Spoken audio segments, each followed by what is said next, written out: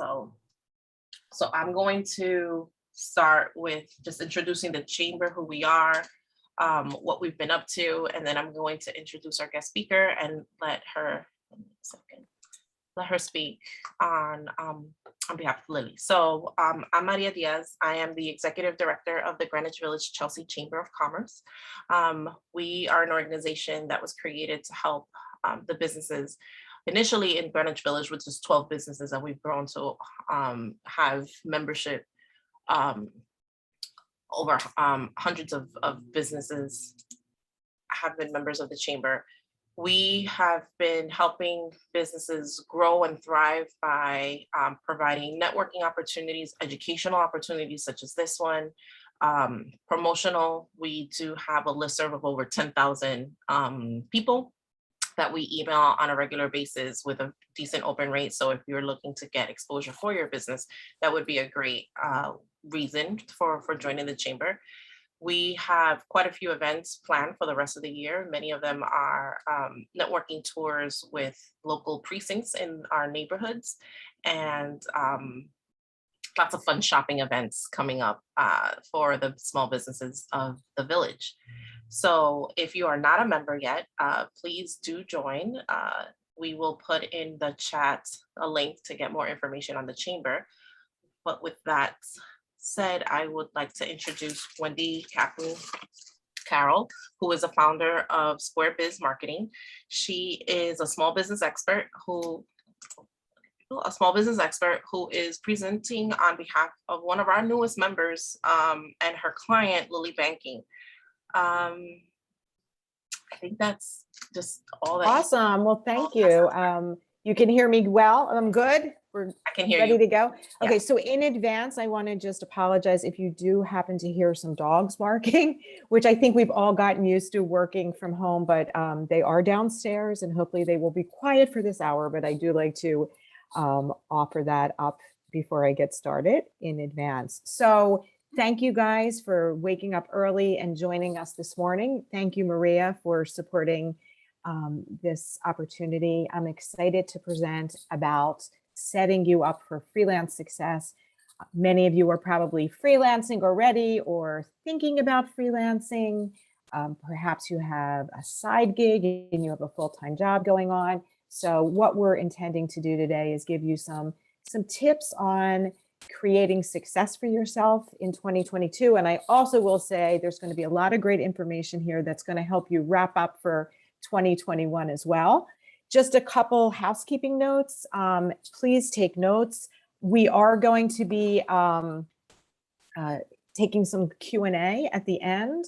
I will ask you in your questions that you write, if you could also write your email address so that we can get back to you with any questions that we can't answer. So please do that. And also know that you are going to get from us a copy of the slides, a copy of a recording, and also a Greenwich Village Chelsea Chamber of Commerce Lily freelance guide that's going to have way more information than we are actually covering this morning. So first of all, on behalf of Lily, thank you so much.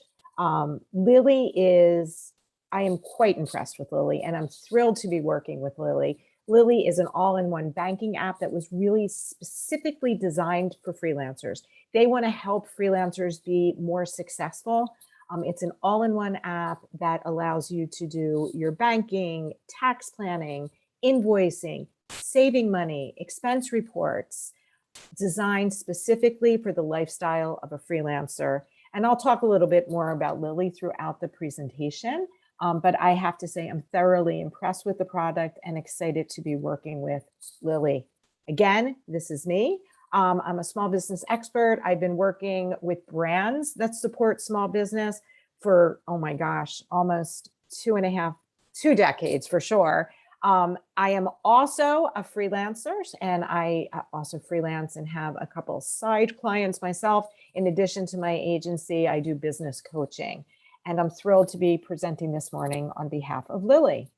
So just to set the stage, and I think many of us know this, but 2022, America is going to be the land of freelancers. And we saw what happened in 2020. Many people decided to kick off their freelance career. In fact, 1/3 of the United States workforce, or 59 million Americans, reported that they did some sort of freelancing in 2020. 4.3 million new businesses were registered in 2020, which is 25% more than in 2019. And in 2021, the press has dubbed it the Great Resignation. People are actually quitting their jobs and saying, I want to do my own thing. I want to find my own dreams and define my own dreams. In August alone, July and August this summer, 8.3 million Americans quit their jobs. And what is happening is this is a trend that is continuing. It is growing. Again, it was fueled in 2020, but the numbers are proving that people are really enjoying this freelance lifestyle, and they're considering it for a long-term career. We know why. You have more freedom. You have flexible hours. I think about for a working parent, the ability to be able to take their kids to school, to pick their kids up, to be able to go into school for student teacher conferences, et cetera. It allows us those flexible hours that we crave and gives us that life balance we crave, to have that personal life we so desire and our professional life. It gives us the flexibility to literally work from anywhere we want. And we're doing exactly what we want to do. You have a special talent. And as a freelancer, you have the ability to focus on exactly the work that you want. And the truth is, as Americans, we are entrepreneurial. Many of us now are leaning into that entrepreneurial freelance lifestyle. 51% of folks, this was a survey that talked to freelancers in 2020, and 51% of freelancers said, there is no way, no matter how much money you pay me, I'm going to go back to traditional work. I am not working 9 to 5 for a company. 84% of freelancers said, this is my preferred lifestyle. I am living my dream. And 78% of freelancers said, I am so much happier now. 68% of freelancers say, I am healthier now. Freelancing is the future. Freelancing is now. Lily, again, was designed to make life easier for freelancers. What we want to cover today are some areas that we know that freelancers really, really struggle with. We're going to simplify it for you. We're going to start talking about business deductions and what that means with your taxes.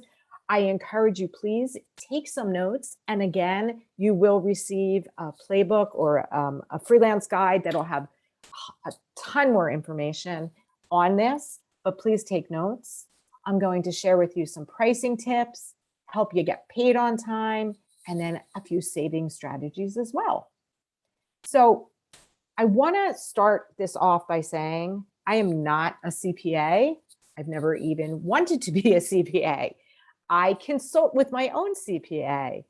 But what I find is knowledge is power. I think we all know that. And we want to set you up with some important information to help you understand as a freelancer what you're obligated to pay for when it comes to taxes, and how you're able to utilize business deductions in a positive way to help reduce your tax burden. But each case is different, and I really encourage you to consult with a CPA. And I will say, in talking to Maria, I know that the Chamber has a number of CPAs as members. So if you don't have a CPA, I'm sure that the Chamber can help lead you to a great resource. So a couple things to start. Number one, understand with taxes, if you make more than $10,000 a year, you have to pay them.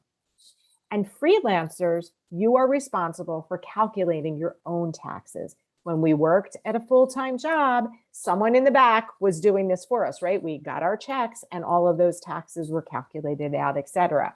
As a freelancer, we're responsible for taking care of that ourselves. So again, even if you do use a professional accountant, it is incredibly important for you to understand how taxes are calculated so that you can be better prepared and optimized and honestly less stressed. So 2 things to consider for taxes.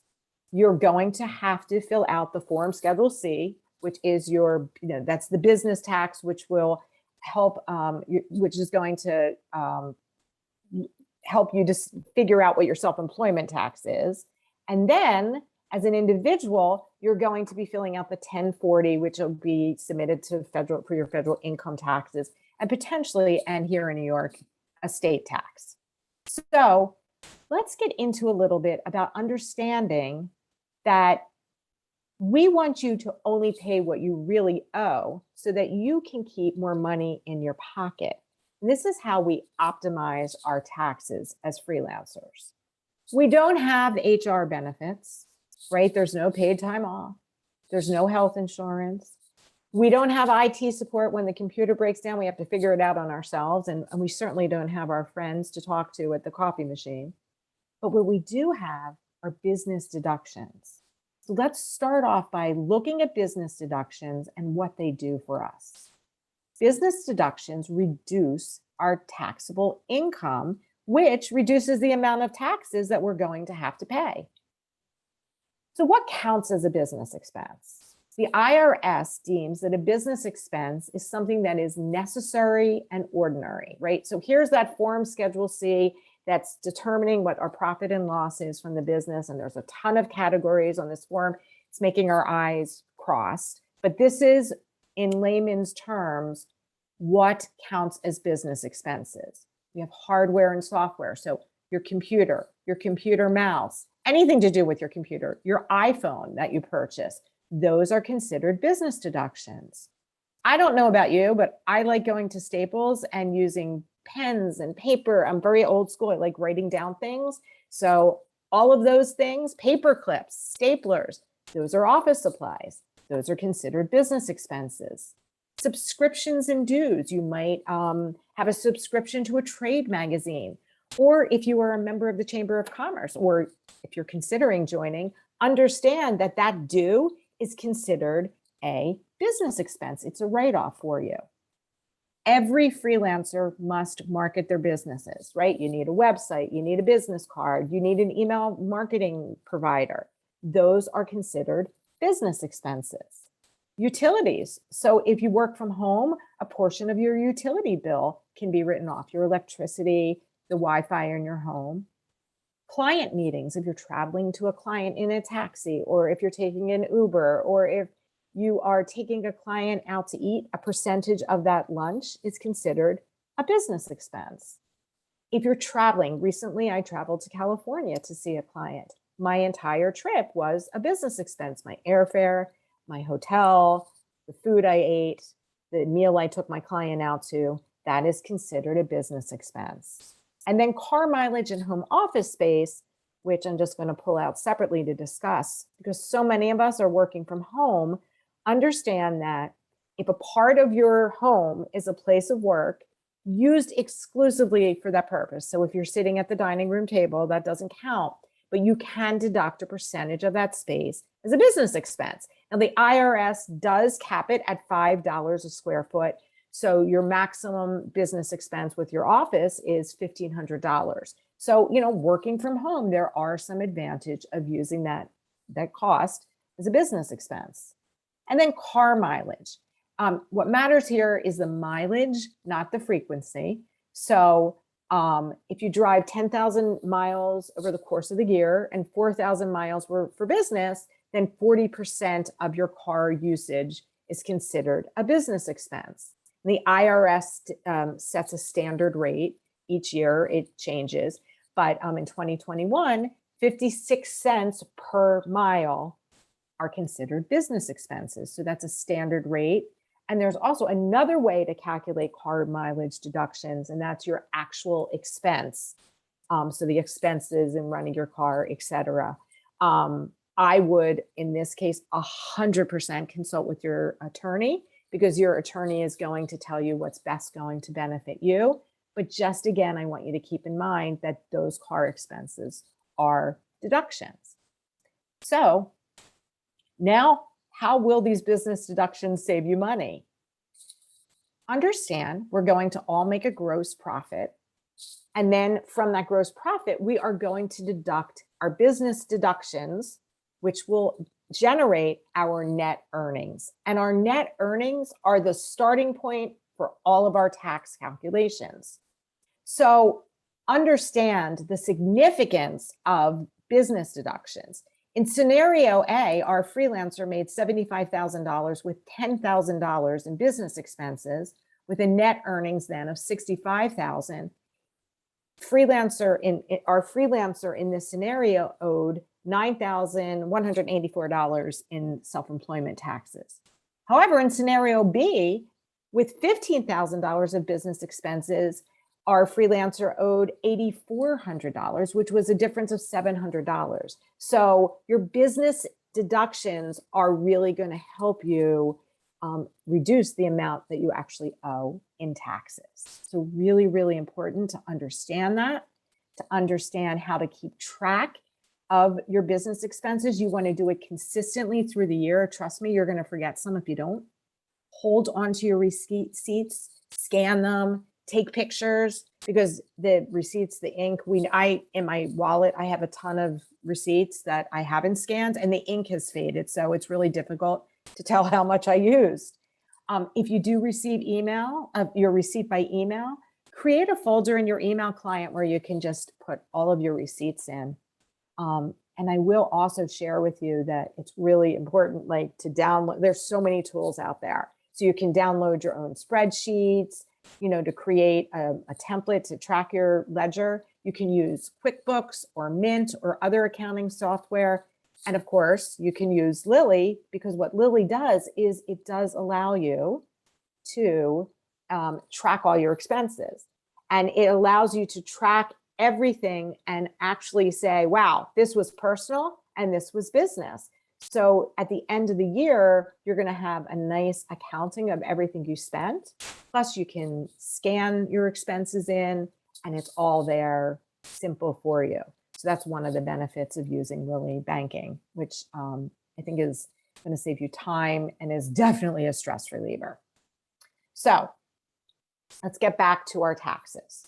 So we have two types of taxes we're going to be responsible for: our self-employment tax, and then our federal tax, and then, of course, our state taxes as well. So let's talk a little bit about self-employment taxes and understand a little bit about why it's so important that we take care of our self-employment taxes.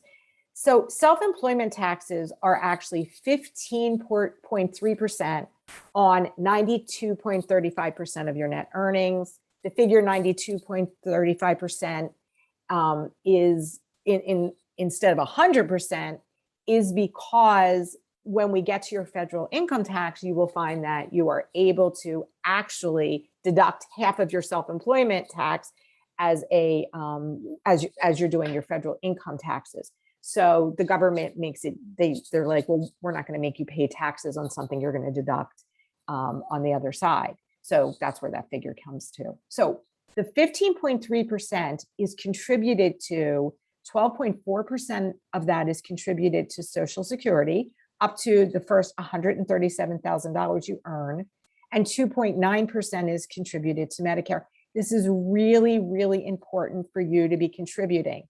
When we are a full-time employee, this is happening for us. We're paying half and our employer is paying half. But as a freelancer, you're responsible for all of it. And, in the future, and trust me, as I'm getting older, I realize how important that Social Security and Medicare is.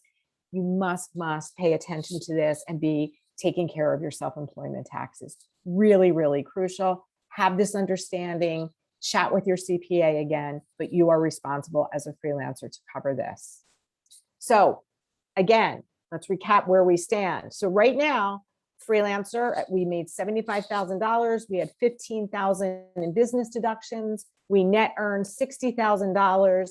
And based on that 15.3%, our self-employment tax was $8,477. Again, that's going to Social Security and to Medicare.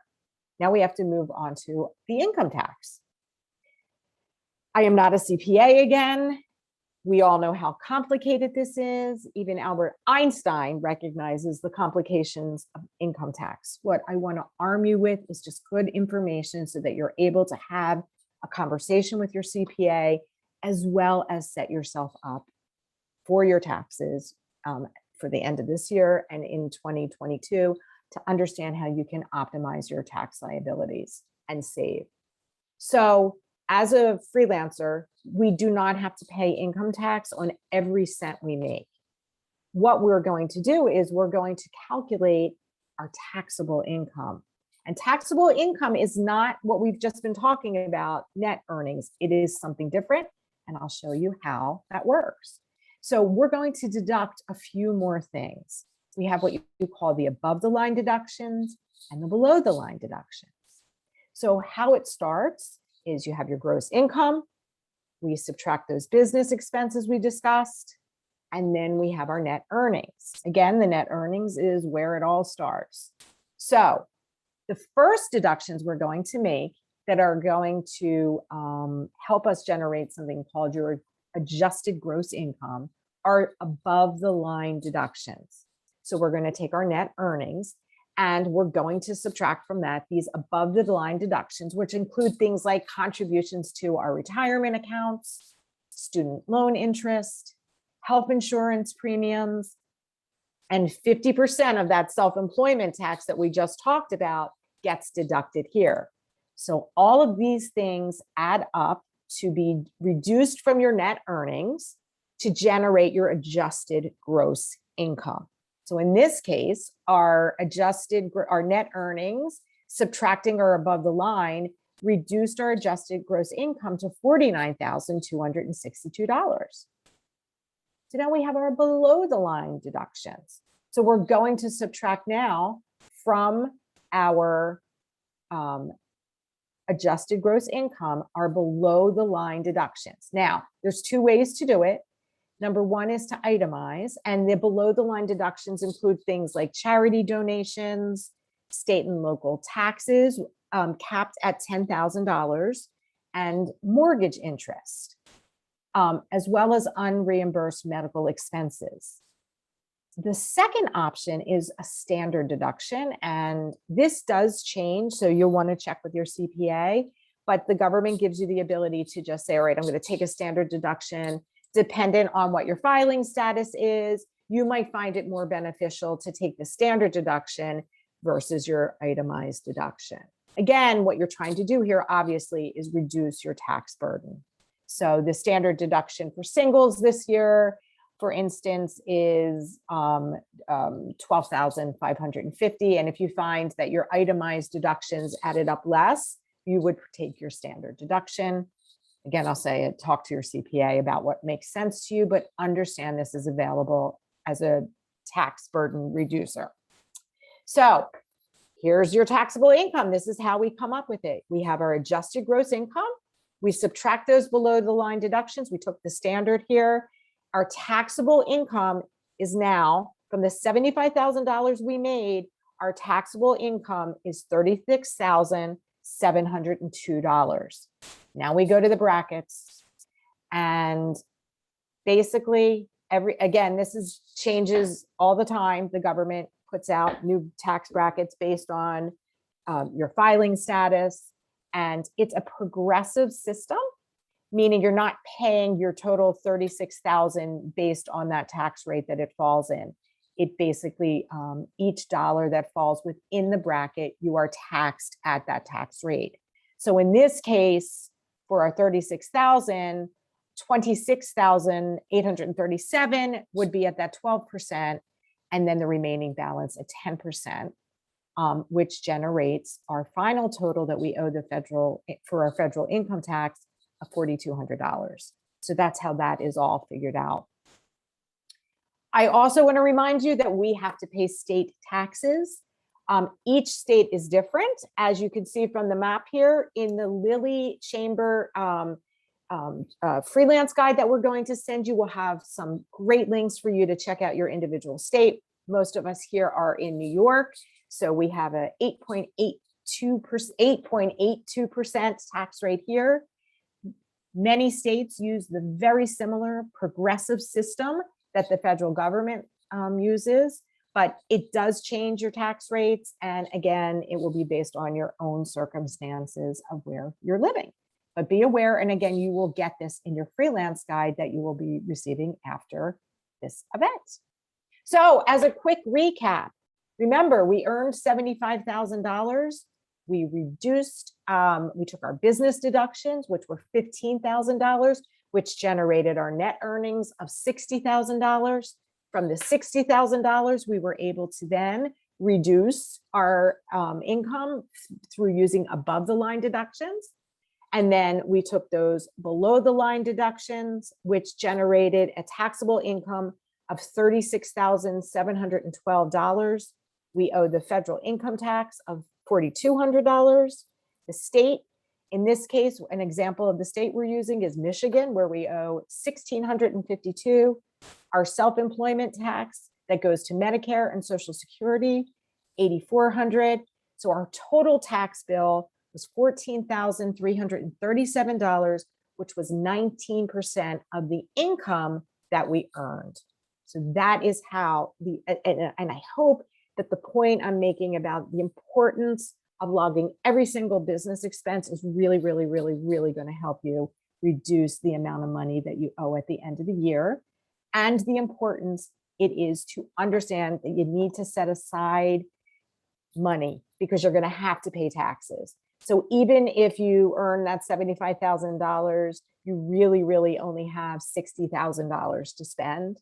And always, we recommend that you set aside 20 to 25% of your income to be able to cover your future tax bill. A lot of freelancers at the end of the year get really scared when they realize, oh boy, I didn't set aside any money. If you do it upfront, it's just going to relieve that stress, because this is a real stressor. Trust me, I know, I live it every day. This is a stressor. Like, oh shoot, I'm going to have to owe taxes. So it's important, again, to understand how tax deductions can help you reduce your burden, and how important it is to save. And Lily actually makes it really easy as well for you. In the Lily app, it allows you to estimate what your expenses and what you estimate your income is, and sort of set a tax bucket for yourself. And then it enables you to set it up so that money is withdrawn from monies that you bring in and can be set aside into a tax bucket. So it's there for you. And of course, if you need the money, you're able to take it out, but it automatically happens for you. And this, I think, is a tremendous value for this app to really make your life easier. Again, another quick reminder to you: as a self-employed individual, you are required to send money to the IRS 4 times a year, similar to how as a regular employee, you're contributing each paycheck. Quarterly payments you're sending to the IRS and state are based on estimates that you'll earn. And trust me, when you get more seasoned, it's going to become easier for you. For those that are just getting started, don't freak out. It's going to be okay. There's a safe harbor rule for you to ensure that you're not penalized for underpayment. And basically, your safe harbor rule is that if you're making an estimate of what you think you're going to make this year, you are in safe harbor if you pay 90% of what you'll eventually owe, or if you pay 100% of the taxes that you paid the previous year. Work with your accountant. They will set you up on making sure that you are, totally not protected, but you're not risking anything, and they're going to make it easy for you. Your accountant will set you up with slips and all kinds of stuff to remind you to send in your quarterly taxes. So that's the tax portion. And I really do hope that I simplified it for you. We'll take a couple questions at the end. Again, I'm not an accountant, and I will again say, please, please, please talk to an accountant for your own situation. But the important things to remember are: you want to save, you want to track, you want to put that money aside for the end of the year when you have to pay your taxes. Or I should say, when you quarterly are paying your taxes. So now, another headache for freelancers is, okay, well, how am I going to price myself, and how am I going to ensure that I get paid? So I want to, first of all, tell you that you are incredible. What you offer to the world is unique. It's special because it's you that's performing the work. So know your worth, understand the value that you are delivering, and don't be afraid to ask for what you deserve. I know that certain times we underestimate ourselves, but you do offer something unique to the world.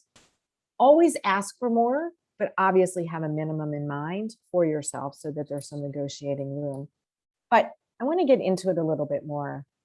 So, how do you price yourself? Well, the first thing you have to figure out is what you need to earn. Like what's my income I need to make each month?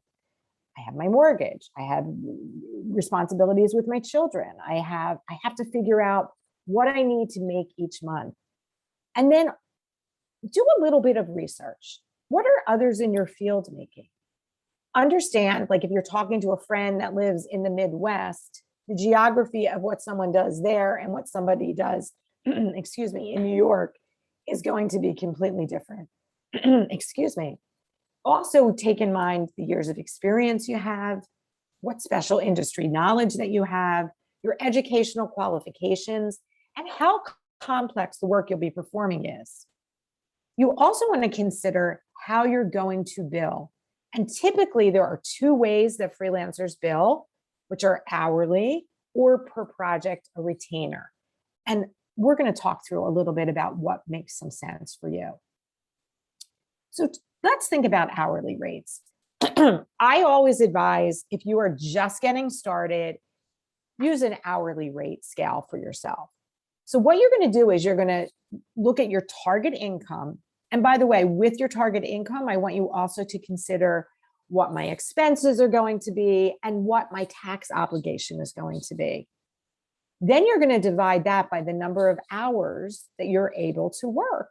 And that's going to come up with your hourly rate. Now, some people are still holding on to full-time jobs and are only able to put maybe, 20 hours a week into a freelance career. So that is something that you want to consider. So again, in the case of our freelancer here, they understood that they wanted to make $5,000 a month with $1,000 expenses, a $1,500 tax obligation. So that freelancer said, I need to make $7,000 a month, but I can work 160 hours a month. So my hourly rate as a starting point is $44. So that's a simple way to figure out your hourly rate. Again, as somebody just starting out, I would recommend that. I want you to understand the pros and cons of hourly rates. The pros, it is much easier to calculate. We just did it in 5 seconds. It gives you flexibility to charge more if the work takes you longer. And as somebody new, it's really going to help you understand how long your projects are going to take. And as you get more experience, guess what? You raise your hourly rate. Some cons, however, if you're a fast worker, which I commend you for, you can actually earn less money. And as your experience grows, you risk hitting a price ceiling because your clients might not be able to afford you. And your hourly rate limits you to only earning money according to how long a project takes versus the complexity of that project. So those are some pros and cons of an hourly rate. Again, for someone just starting, I would recommend this hourly rate as your starting point. The second way to price is fixed pricing or a flat fee. And this is a great option for a more experienced freelancer who has a very high hourly rate. So how do you figure out your fixed rate? The first thing to consider is how long is this project going to take? What is the size and scale of my client, right? If you have the opportunity to work with the Starbucks Corporation, you would absolutely charge more to them than you would to your local coffee shop that you're doing work for. How much capacity is this project going to eat up all of my time? Am I going to handle other projects during this project time? Something to consider. Look at the timeline. Do they need this project done in 6 weeks, a month, or is this a 10-month project? That timeline is also going to be something to consider. How easy is the client to work with? Now, of course, if it's a new client, it might not be easy to tell. But if certain clients need more hand-holding, it's going to take up more of your time. You might want to charge a little bit more money for that. And then, of course, you want to understand what the budget is for the project. So these are some tips on how to come up with your pricing for your fixed pricing flat fee. So what you would do is you're going to quote, with the fixed pricing, you're going to quote a single price for the entire length of the project. Some pros with this approach is if you are a fast worker, you won't lose money. The client is going to be very clear on exactly how much money they will be paying. And there's no cap on how much you earn based on how many hours you're working that day. A few cons: the pricing can get a little complicated because sometimes it's hard to estimate how much time before you set your price. Like, you won't understand like the nuances of the job until you're in the job, right? There's deadlines, edits. The client will always delay, right? There's always going to be, the client has other things going on. There may be delays. You don't know that going in upfront. And if the project does take longer than expected, you may have to go back and renegotiate or accept that you're earning less than you thought you would. Again, some tips: as a newbie, start with hourly. For us that are more advanced, a fixed pricing flat fee would really be the way to go. So do not be shy. If a client pushes back, break it down for them. Go over every bullet item of what you're doing and why you deserve the money that you deserve.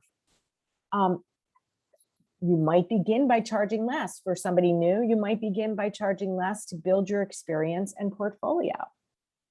And your prices should increase as you gain experience. So every year you can, you're gaining experience, plus, the rate of living, the price of living increases, et cetera. So you do have the ability to raise your rates over time.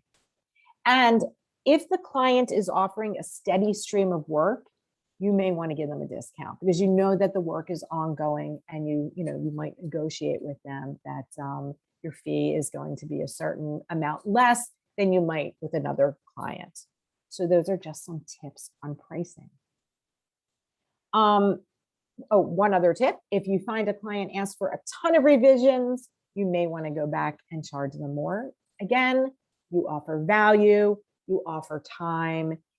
Having conversations with your clients and explaining to them what your value is and the value you're going to offer is absolutely appropriate, and that's what you should be doing.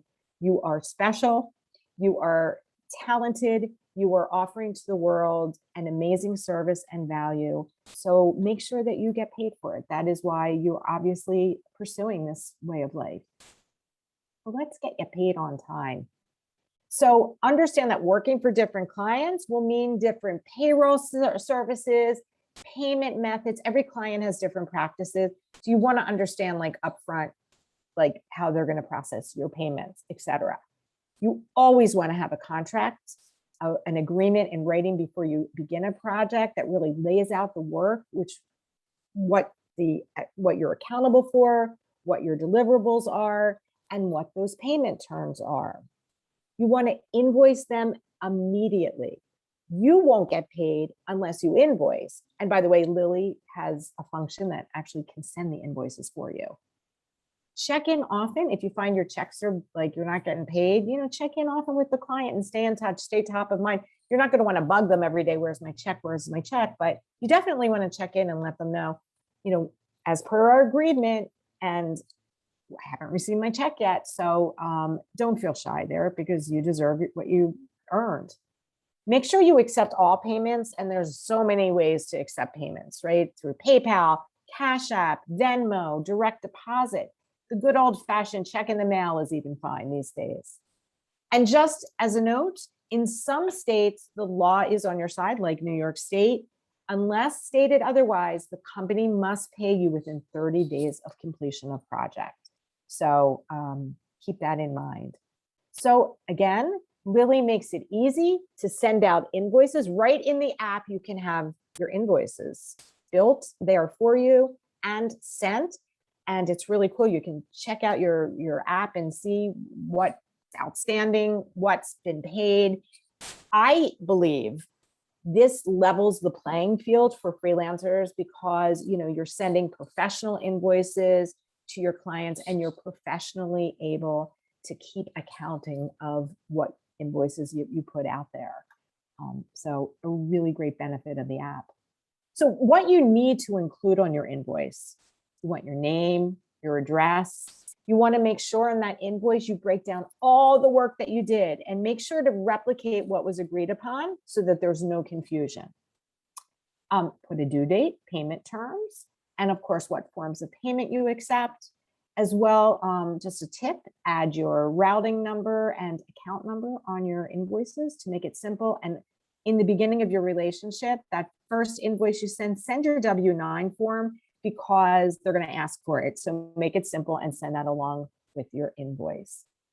And again, I will say kudos to Lily because they will walk you through it to set up the invoices so that you can 100% log in the information that you need as far as the work you did, your payment terms, etc.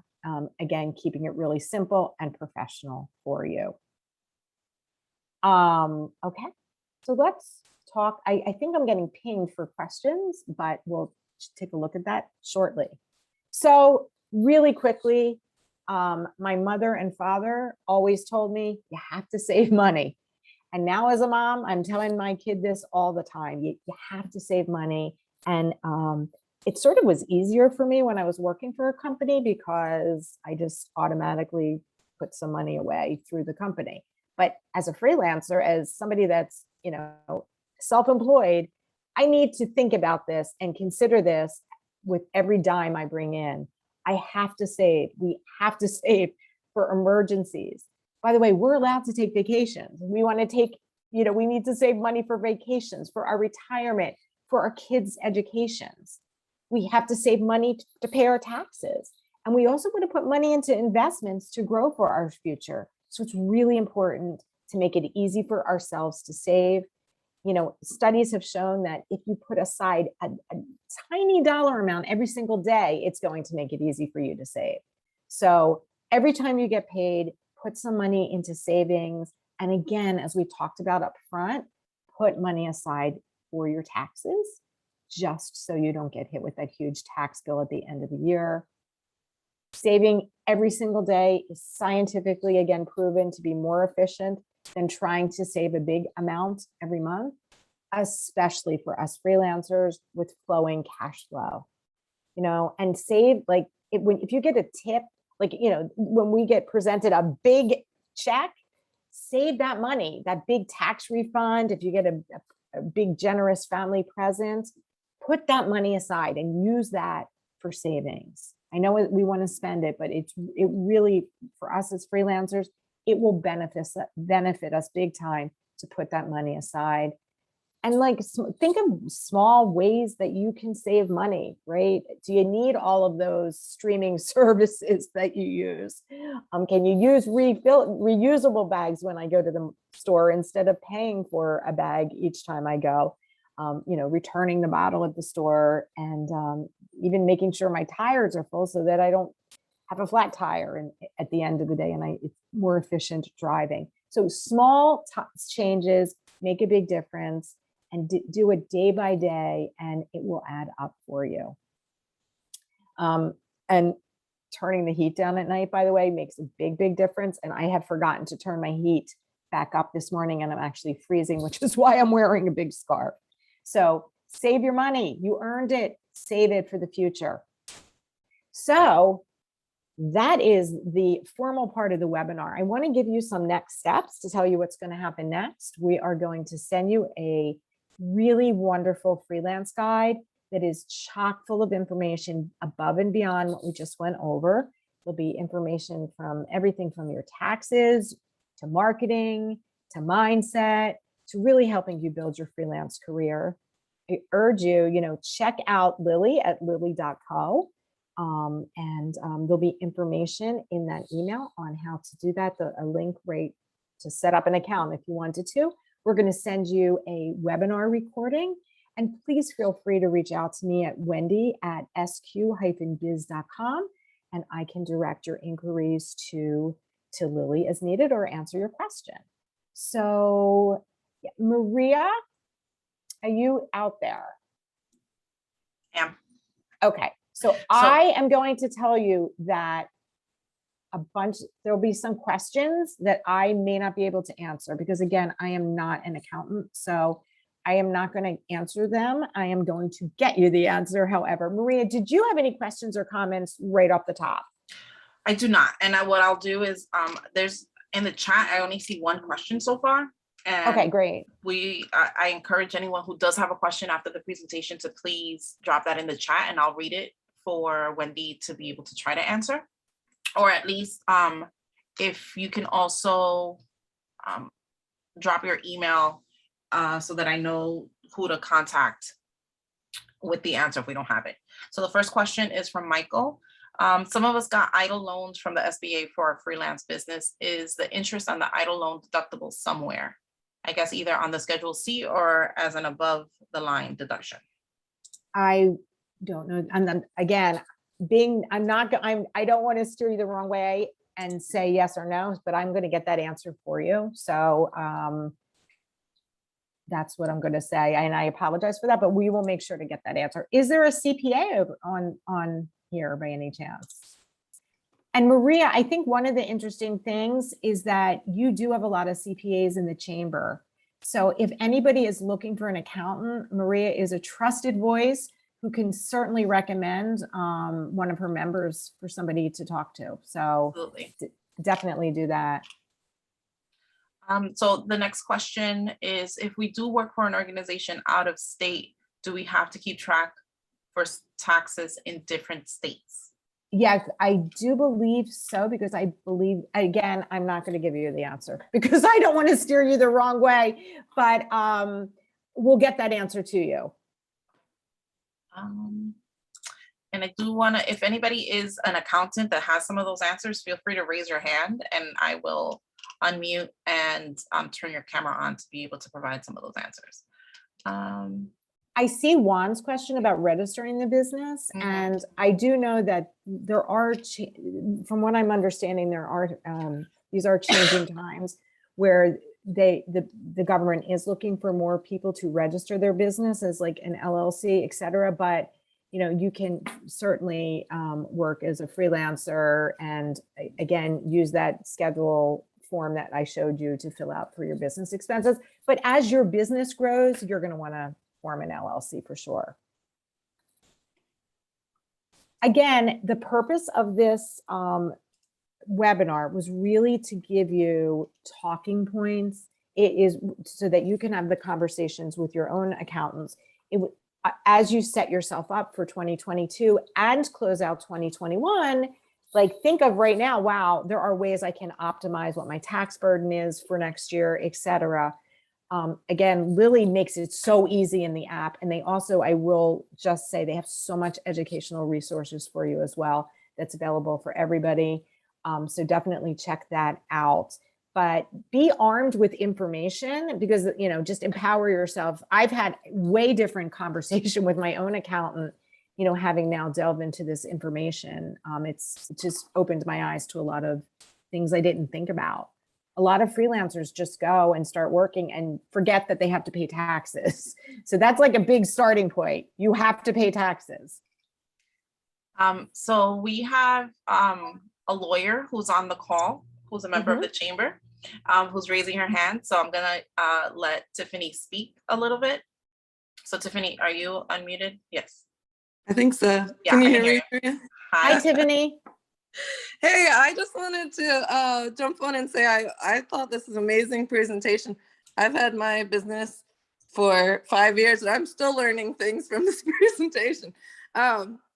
When it comes to filing a business for you freelancers out there, it's not required. It isn't. There's not a requirement. There's just, you're highly encouraged to get a business, LLC or corporation to protect your personal assets from your business activity. So, but it's not required. And I think that's one thing to understand. So it doesn't hold you back. You can just get going. And then once you kind of get yourself off the ground, start looking into those more formal rules and regulations, including contracts and business formation, because they're there to protect all that money you just made and saved on Lily. Thank you, Tiffany, for that advice. We really, really appreciate it. that. Yes, everybody will receive. We're going to get you the presentation, and I'm really, really excited for you to receive your freelance guide, because that's going to be great reading for you and tons of education. What I've been so impressed with Lily, and the reason I was so excited to work with them, is they really are about empowering freelancers with education, and education to make you more successful, education again to empower you and to just encourage you to continue living this freelance life and being successful at it. So I hope that you check out Lily, and we'll send you all kinds of resources. Lily has also become a member of the chamber. So hopefully you will see Samantha, who I know is watching, but hopefully you'll see Samantha when you get back to some live in-person events. You'll get the chance to meet Samantha from Lily. So will we be able to take all these questions so that I can get answers back to them, Maria, and email Yes. everybody? Yes, Okay. I'm gonna download the chat right now, right when we finish. So you'll get the recording and the chat Great. and the list of registrants. We immediately after the event, everyone who signed up for the event will get a quick survey. Then there will be a follow-up email with all the content that Wendy promised, with information on the chamber as well. And if anyone has questions that haven't been posed in the chat, and you do have follow-up questions, or you want to be connected with a lawyer that helps with forming business entities, we have someone on the call right now that can help with that. We also have like accountants in the chamber. We can connect you to those type of people. And if you have a service that you would like for us to refer to other people, because we do try to refer within the chamber only, that would be a wonderful reason to join the chamber. It's really And remember, affordable. your chamber due is a business deduction. So if you need to get in some business deductions before the end of the year, Maria is available to talk to you about a chamber membership. Absolutely. And Tiffany, do you want to put your contact info in the chat? And I welcome everyone to put their contact info in the chat if you're willing to share what you do and your contact information. Then if you don't know how to do this, I recommend that you download the chat on your own computer, and you'll have the contact information for everyone who's put it in the chat. So Tiffany is a lawyer that can help with business formation. And you want to just dump that in the chat? Yeah, I'm working on it. I don't know. Can you still hear me? I can hear Yeah. you. Okay. I'm typing it out right now. Okay. Here you go. Okay, I'll put it in there. Okay. Thank you. Thank you. I'm glad you were here, Tiffany. Oh yeah, I thought this is excellent. Very, Great. very good information. Good. We kept it, we wanted to keep it like simple so that you can understand like the simple things that are going to make a really big difference, and not, taxes, I think, stress freelancers out probably the most. Oh my gosh, taxes. It's very hard to keep up with. I like how you broke it down. That was really good to see. Oh, good. I'm glad. Well, everybody, thank you so much for spending an hour with us. And everybody stay well and healthy and enjoy your holiday season. And we will follow up. And thank you, Maria, so much. Thank you all. Thank you.